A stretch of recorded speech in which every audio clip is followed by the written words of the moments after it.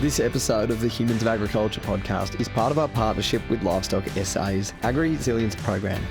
Across the series, we wanted to bring a variety of people and stories together to improve strategic planning and long-term resilience for forward-looking South Australian livestock and broadacre enterprises. To find out more, the Agri-Resilience program is open for applications and you can apply by heading to www.livestocksa.org.au.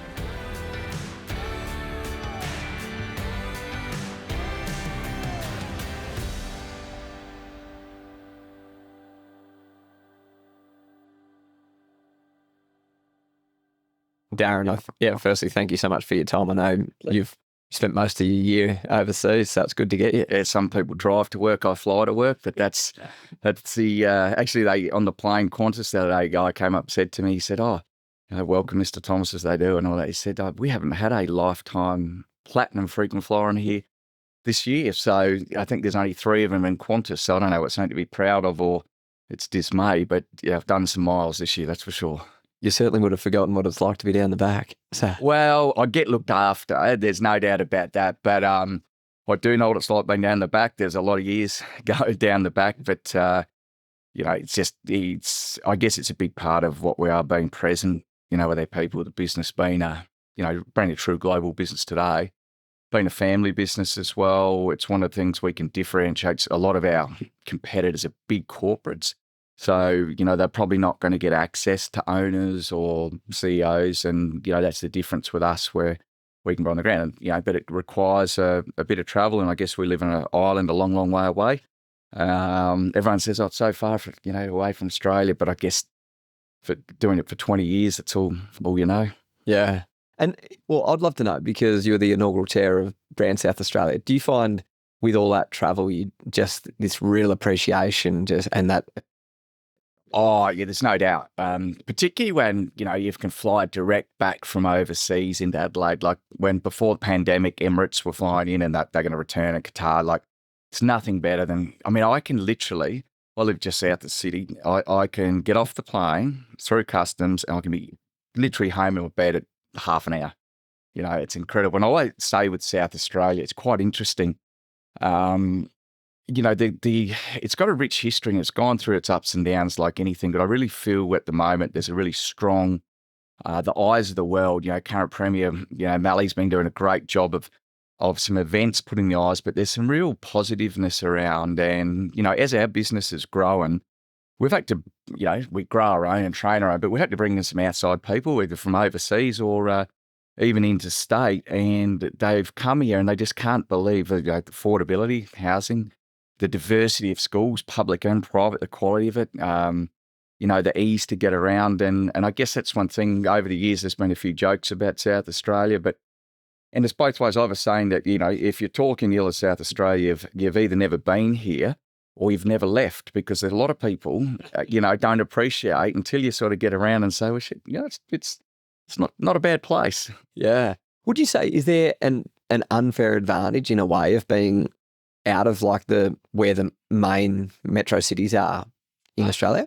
Yeah, look, we're like a big country town. What are we sort of, from around 1 million people? But there's positive and negatives. Like to really drive economies, you need population. I think that's one thing South Australia is probably, lacking. Things are turning around, but certainly people will drive economies. But, we've had this unique way, like there's a lot of firsts South Australia. I won't go through all the whole list, but when I was, as you said, doing the Brand South Australia, I learned a lot about our history and been quite innovative. So I really feel that South Australia at the moment, whether it's the agricultural sector or in other sectors, has really started to believe in itself again. I think the confidence is there. Putting aside all the current economic things or problems with health systems that we tend to see in any state. I think there seems a really positive vibe out there, and particularly from the sector that we're in that agricultural primary production, not just red meat processing, but across the sectors. I'd love to know so now your name's synonymous with Australian agriculture, given the footprint that you guys have globally and the influence. But look, Darren, for you, your childhood mix between Adelaide and agriculture. What do I need to know about a younger Darren to understand where this passion comes from? Yes. I was very lucky, I guess. I had a wonderful upbringing. I mean, I always say born under a peppercorn tree, but Dad came from very modest beginnings. Dad was as I said, livestock buyer.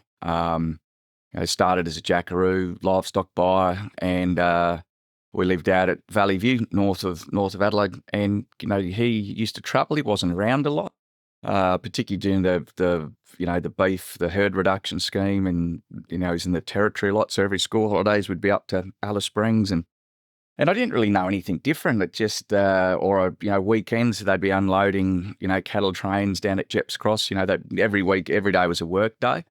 And I guess as I grew up, I didn't, wasn't that obvious. It was a very small, modest trading business, but I enjoyed being around the yards. And I guess as I got older, you go into high school, still the business was quite small. It was still a service operator, so we never owned. When Bob and Chris and Simon kicked off what was known as TNR Pastoral version 2, and in '88, it was still, we service killed on about 7 or 8 different meatworks around Australia, mainly Metro Meats, and it was very good when there was lots of livestock around. You could process them when there was nothing, just shut down, very low overhead. And I'd observed this while I was at high school, and it was only when I left high school that I was at uni, and I was sort of started to go to a few markets. I was playing football, I think, for South Adelaide and then Sturt.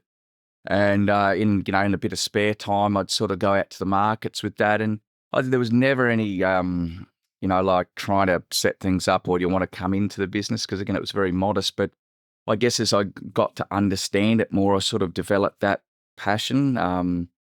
So while I was uni and still playing football, I started doing livestock buying, and I was told, get in the car, head down to Narracourt, find a guy called Ian Perryman, he'll look after you. And that's where it all began for me, and I guess it got serious. And still then, we didn't own any meatworks, so I was responsible for finding the livestock for the Murray Bridge plant that was owned by Metro Acitic at the time, and I used to do the southeast. And there were some long days. Sort of, you'd get up Monday morning, 5 o'clock. I'd do my jobs around Keith, get back for training at Unley Oval, then get up at 4 Tuesday morning, drive to Narracourt, do the markets, and maybe some jobs at Lucendale, get back 5:30, then you get up at 3 Wednesday morning to get down to Mount Gambier. Wednesday night was a night off, and you used to get up to a bit of mischief for the other buyers, and then across to Millicent back for training. And my coach at the time, Phil Calmer, he just didn't understand it. At first, he didn't understand people work, but I really did love the job. And then we sort of 96 was probably the game changer for us in terms of where we leased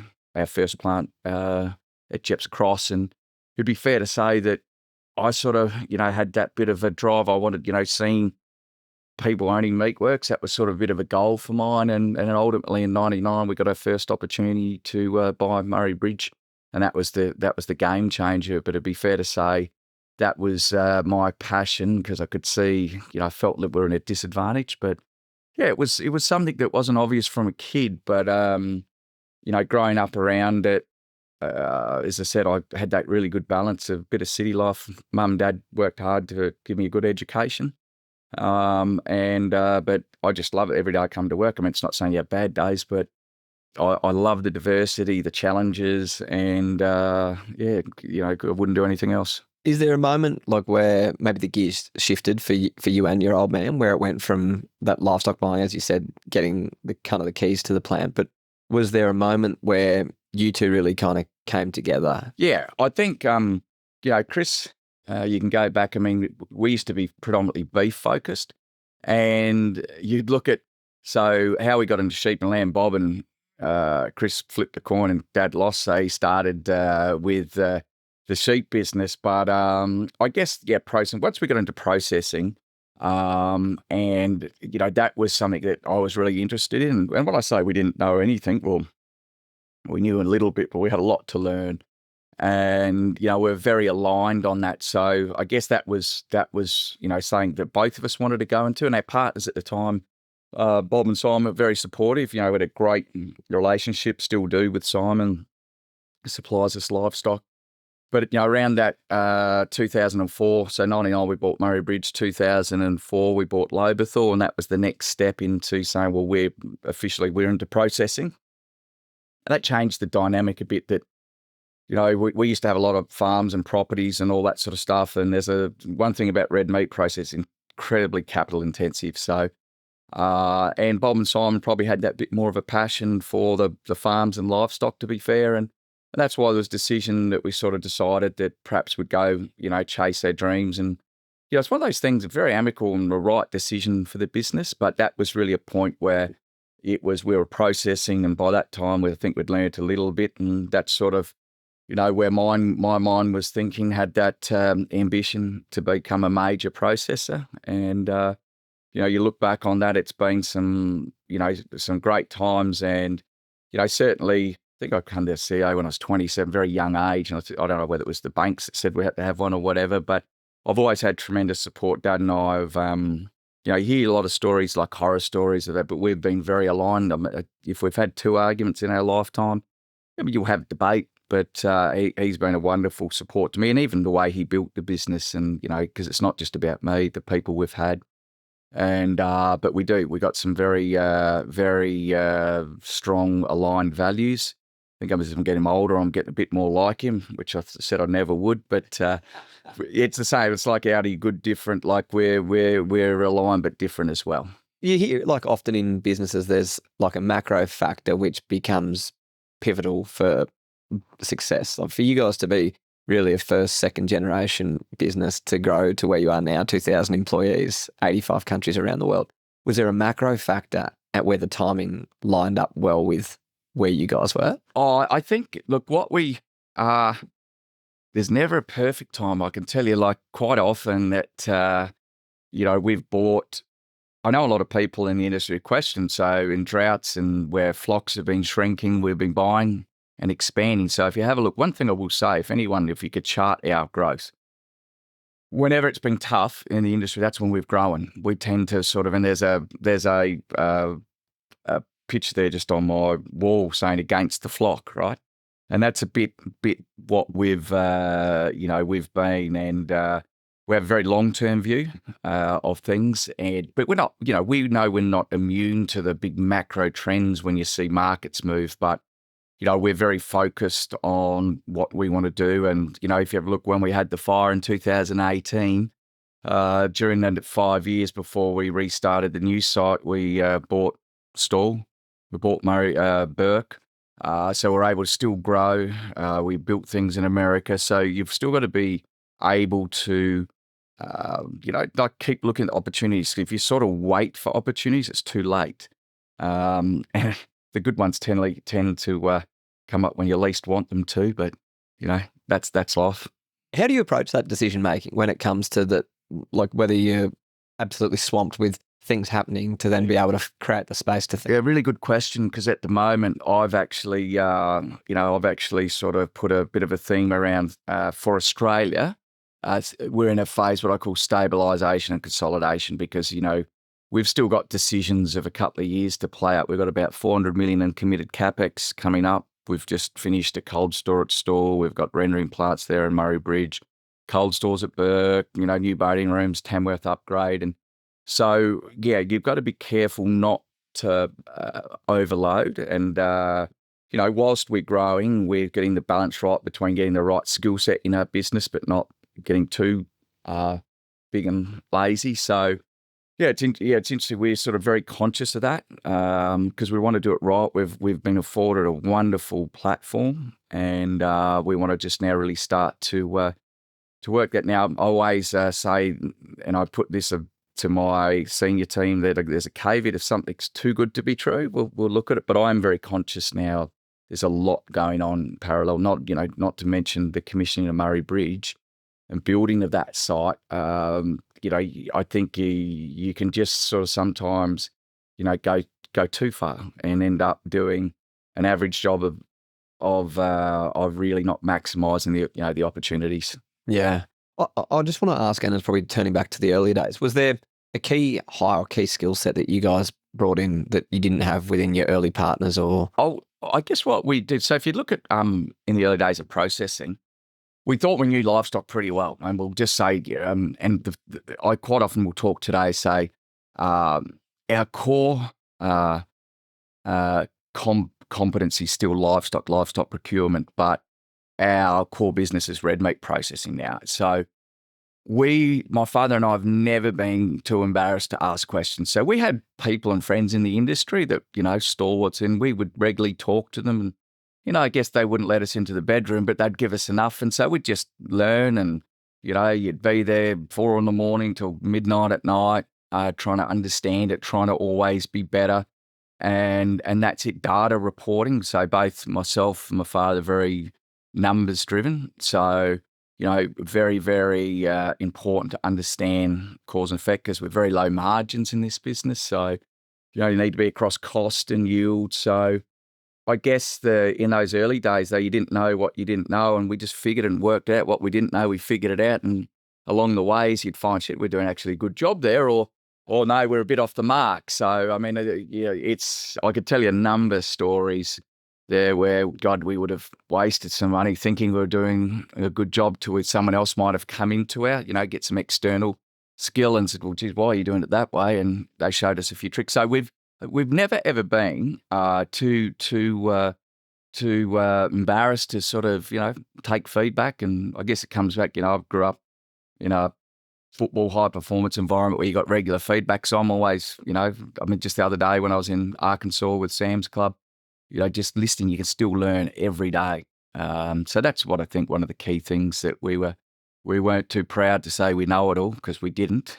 And we actually knew, we're probably smart, we knew we didn't know it. So you ask the questions. Ask the silly questions and listen.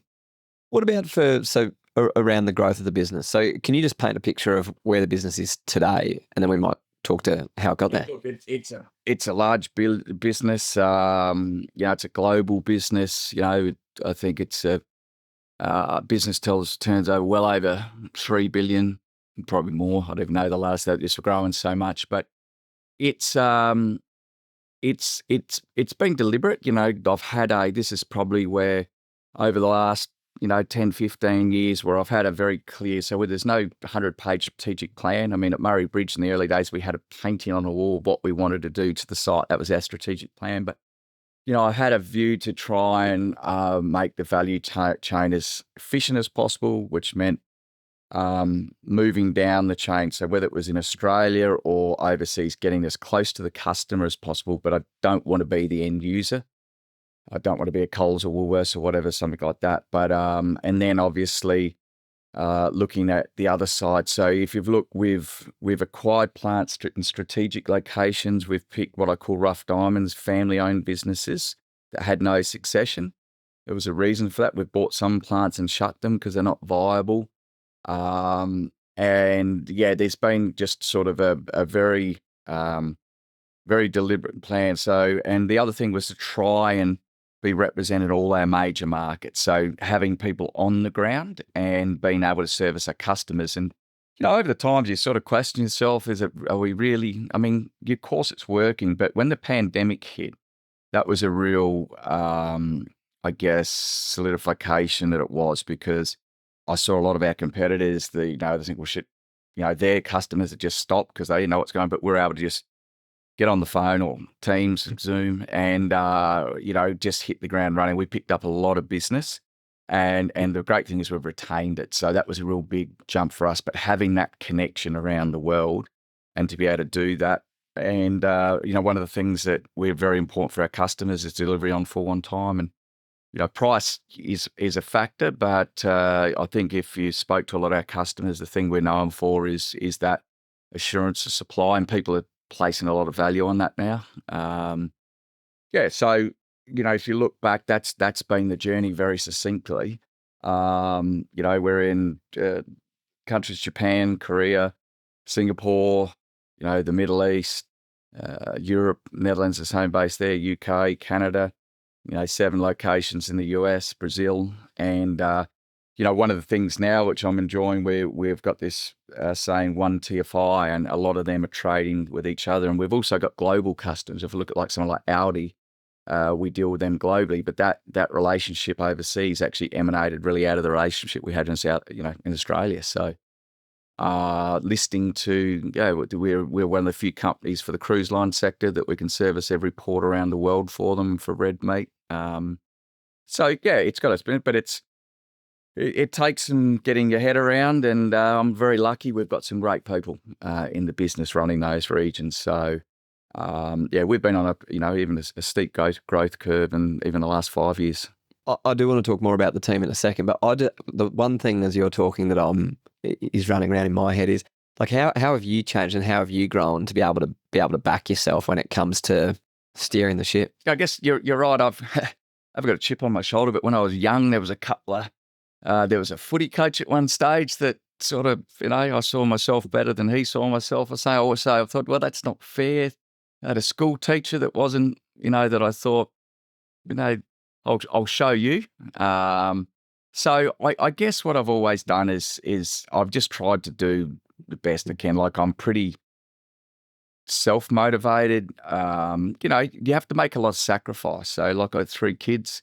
You're away a lot. But I'm and you're only kidding yourself. So yeah, I guess I've had the confidence. I'm not saying at times it doesn't get overwhelming, but at the same time, it's very rewarding getting people around there. But yeah, I just had a very strong, clear. I love achieving things. It's not at all costs, probably to my own health at times. But I've just been driven, and it's not about money. It's just there's a little bit about winning, but just trying to do the best you can. And I love a team environment. Coming out of football, everything that I do from a management perspective is all about the team.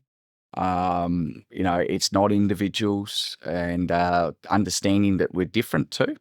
People getting your head around people are different, but as long as we're aligned. It's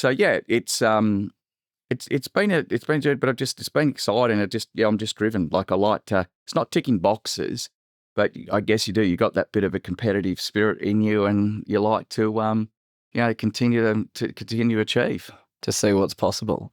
Yeah, well, that's right. I mean, little 3-person bed, we should have never got off the ground to look at where we come. We probably don't stop enough and look at what we have achieved. And it's not that's what motivates me necessarily either. But when you do stop and look at things, we're pretty proud, and it's been a great effort by a lot of people. I did see a quote downstairs on the TV saying about that your old man said, the past is the past, and I've forgotten the other. The future's exciting. Yeah. It's look, again, we've always tried to remain positive.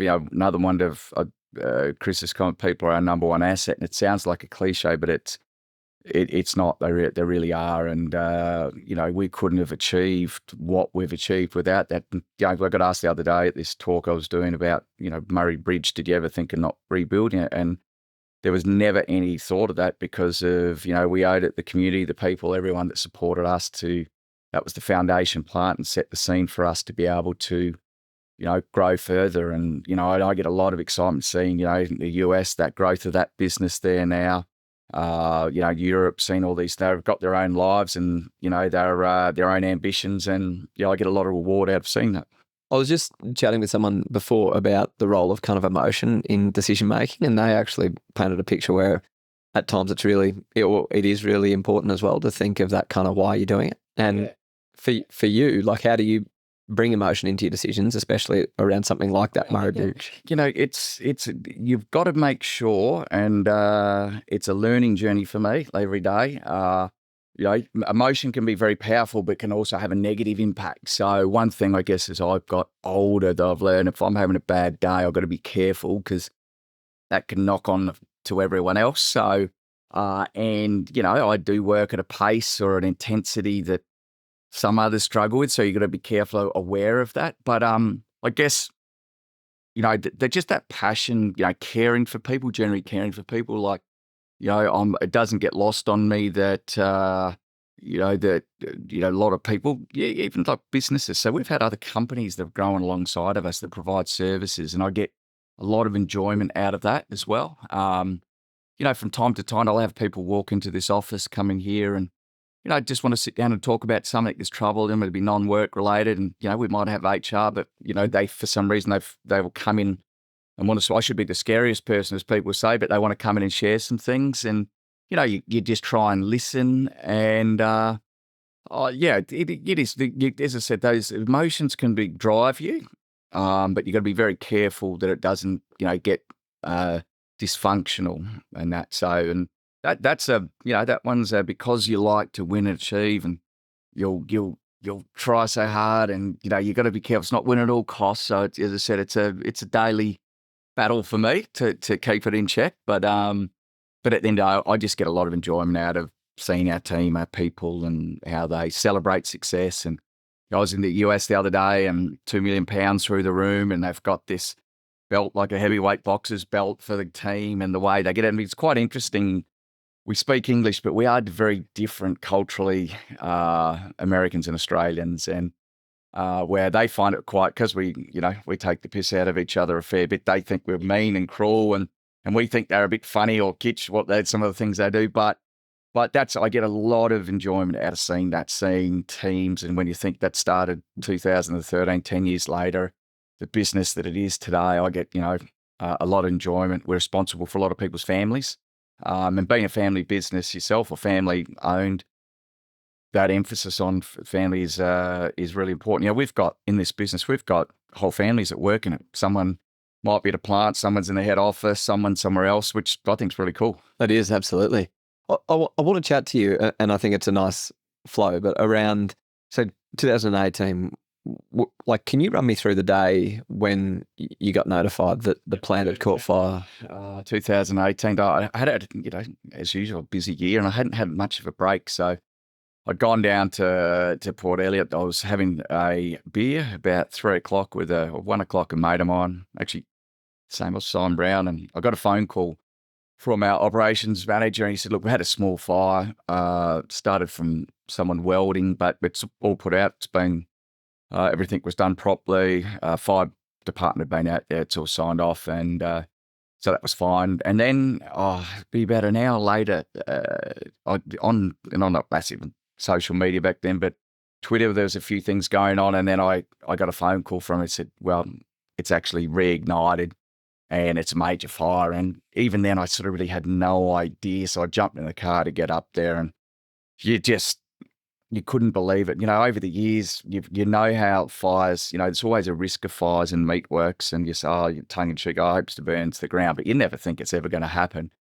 It was incredible. And, I remember at the time, all I ever thought about for the first weeks was just, how lucky where no one got injured. There wasn't any loss of life. There wasn't any injuries, whether it was the first responders.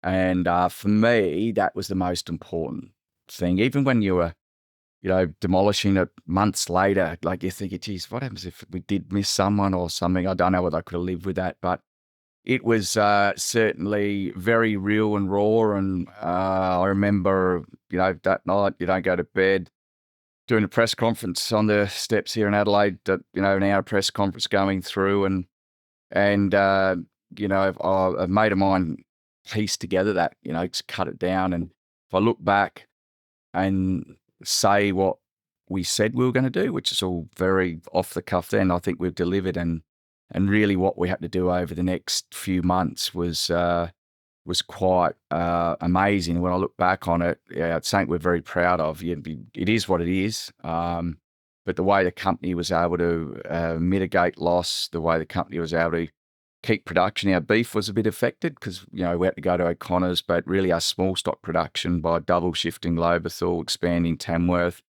we were able to sort of really get back to where we needed to be in a very quick time. It all rolls off the tongue. But I know a huge learning experience as well. But even the insurance process, we'd put a lot of work into insurance. I used to go to London every year to understand the market and meet our underwriters. And so even though I didn't know the nth degree of the policy, and that was an interesting journey as well. But, I think because of whether it was the, all the fire drills, people, like all the work you'd done over the years, I think certainly stood us in good stead to manage the outcome that you look back on now, and pretty proud of what we've done. Yeah, absolutely. It's amazing when crisis happens and you look back and you go, can't believe I stayed up at night reviewing something. And yeah, that's right. And again, reviewing things, looking at things, and insurance, but just with the people, I guess I probably feed off not adversity, but when it gets tough, that's when I love to, that's what drives me. You get a little that competitive spirit, and that we had a huge responsibility to our people, to our customers.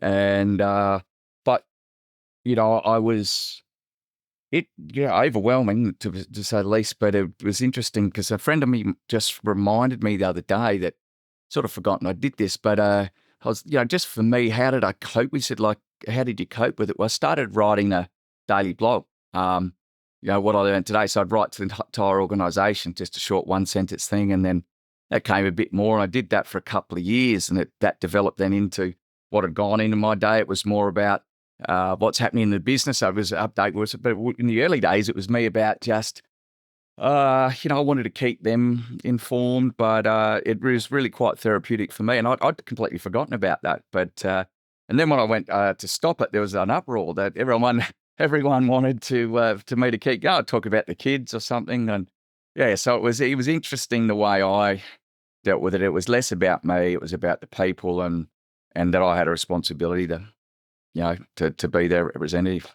From that moment, like, obviously terrible, shocking outcome, what opportunities started to emerge from such challenging times? It was quite easy. We could the policy allowed us to either rebuild on site or alternatively look at a greenfield site.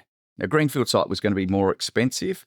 Building back on site might have been quicker, but we had this wonderful opportunity.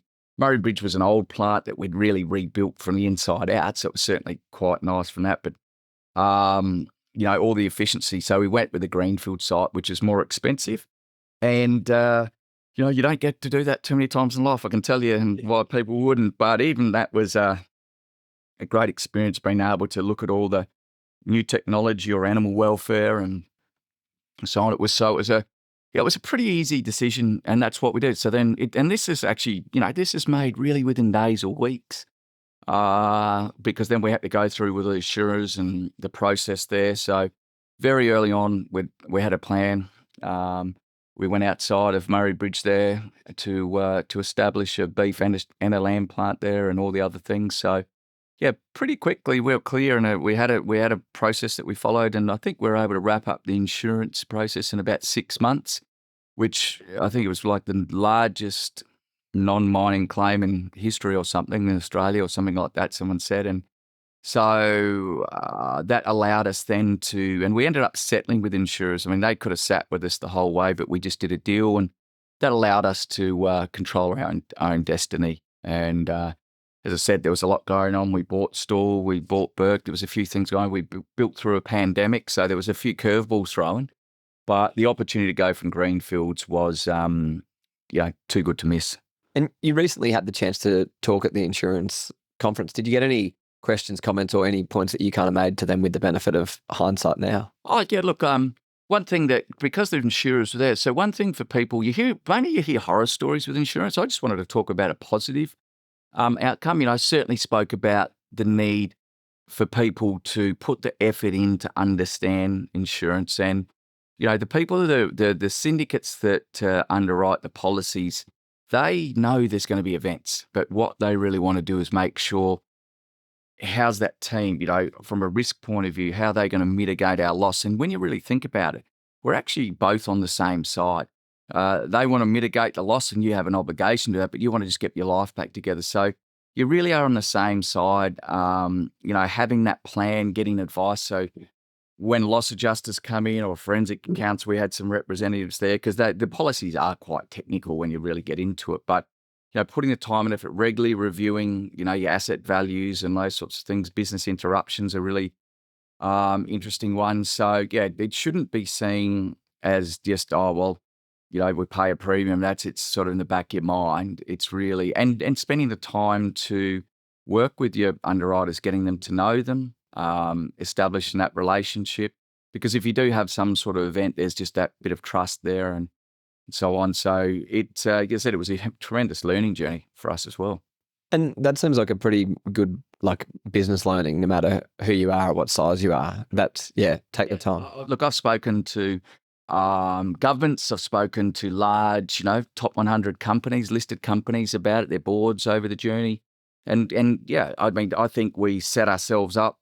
We didn't know at the time, but we were relatively well set up to understand if we had a major event. But, once you get into it, being able to stabilise things, be able to keep the business running. It split into two companies, really. One that was going to manage it, or some of us wore two hats. And then we had a big business to keep running, not having that distraction. So, yeah, there's a fair bit of work there for a couple of years on some of us. But, you look back and you listen to all the sale yard talk. There are plenty of people saying, oh, they'll go broke. This will, they'll be in court for years. Well, none of that eventuated, and we've come out as the saying. I think what happened in the press conference that first morning was, at some stage I said, we will rebuild, we'll be back bigger, better, stronger. And I think the company really grabbed onto that, and we used it as a bit of a driving tagline for us. And, I'd like to think that we've delivered on it. 16 months down the track now since Murray Bridge has reopened, and we hit our first stage of 600 ahead. We eventually want to be 1,200, then the lamb plant. So it's, you don't probably stop and look back enough. It's been incredibly rewarding. Yeah. I've got a question. Obviously with you guys being such a huge employer in the town as well, did the dynamics of the town change? So I spoke about it the other day that that's probably one of the sad things. If you spoke to anyone in the township, 1,400 people there removed out of the town. So there was an element of backpacker worker. Well, they went pretty quickly, but there was some people that left. You talked to, go to the dry cleaner, the supermarkets. They saw instant decline. So yeah, it was a big effect to the town, because you are a large employer, and the small businesses all got affected. Some people took the opportunity. They didn't necessarily leave. I mean, some were redistributed around. Some went back and did some education. Some went to the mines. But that's probably the saddest thing. And I guess even from a livestock point of view, it was a bit of a hit to people. And I'm not saying everyone loves us, but there's a few people that had great support from farmers. But I'd say even the farmers that maybe didn't love us saw the benefit, at least having another market, because when you don't and your options are limited, they're having to truck cattle all the way to Victoria. There was a bit of an effect there too. So, I think sometimes you don't know what you got till it's gone. And South Australia, we are very lucky. When you look, we've got the top three processors in ourselves, Tees and JBS in the state, which I think we're very lucky. But yeah, it was certainly, that was sort of the, I guess, through no fault of their own, a lot of people's lives were disrupted. And that's probably that more softer care inside of me that I was really felt an obligation to do all I could to try and keep the business steady, sound, and obviously with the rebuild. A simple question, and I get, but and maybe a dumb one, but there's no such thing. Like, same every day.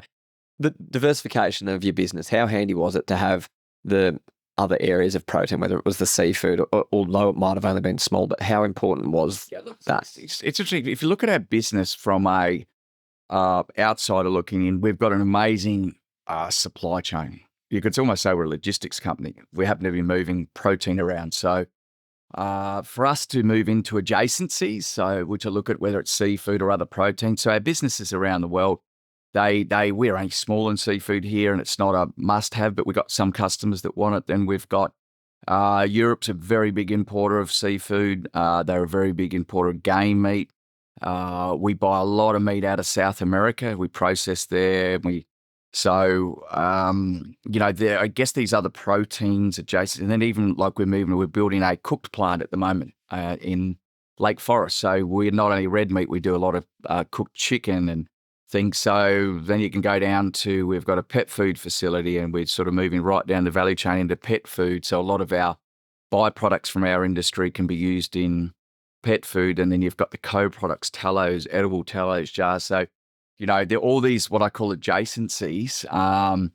We've got a large customer base that it's there for us to, I don't want to get too distracted. You don't want to all of a sudden be going away. We did have a potato company there for a while, produce, but that was a bit of a passion project where it was actually sounds funny, a successful company that went into administration, but we turned that around and then sold it to an industry provider. But again, that was just very similar. You got farmers, like you're a farmer, you got a production facility, and then you got sales. It's no different to what we are. But I do want to concentrate on, the core business, but we do have an incredible supply chain. Do you have, like, if you could do anything, is there a business which you'd love to tack on to the group you guys have? I think if I look at, I think in some of these areas getting down into, making, which we will do, is, in pharmaceuticals, nutraceuticals, or even pet food, going right down, not branded Thomas Foods or anything, but sort of that's what we do. So currently those products go to other people.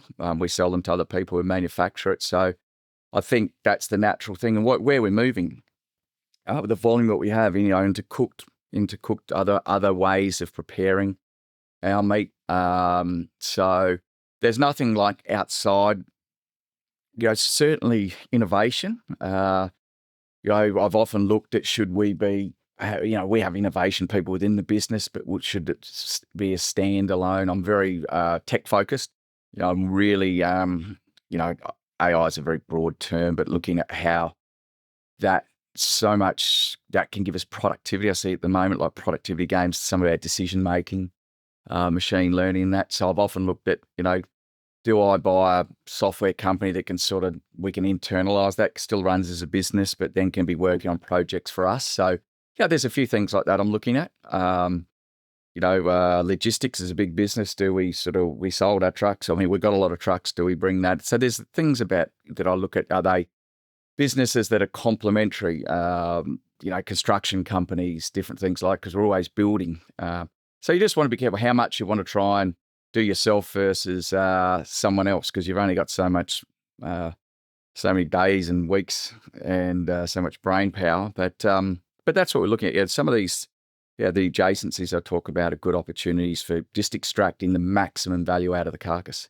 Because if you look at Australia, it's a very, very expensive place to manufacture in compared to other places around the world. So, and the great thing is we've always been able to charge a premium for our product because it's been better than our opposition, but the other countries are getting better. Their shelf life's getting better, their quality is getting better, genetics is getting better.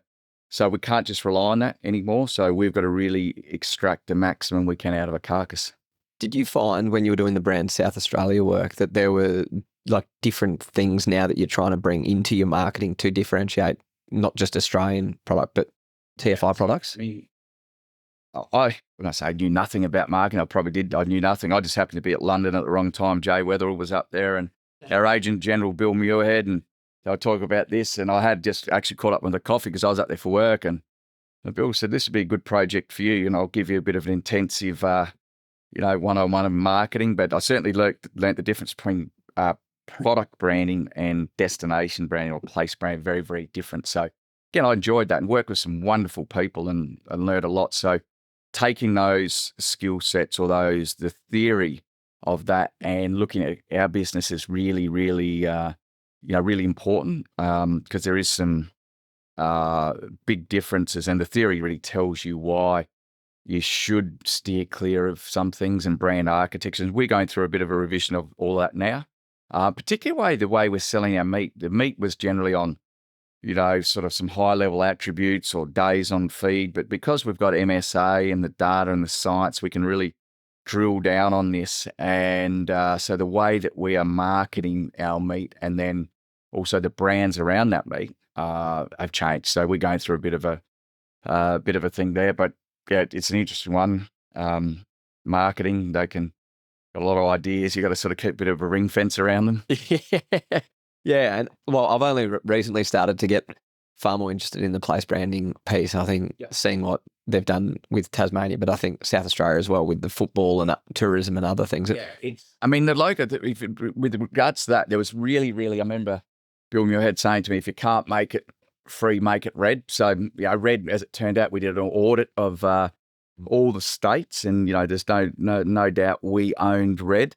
As a state, whether it was the cricketers or what they wore. So that was a win.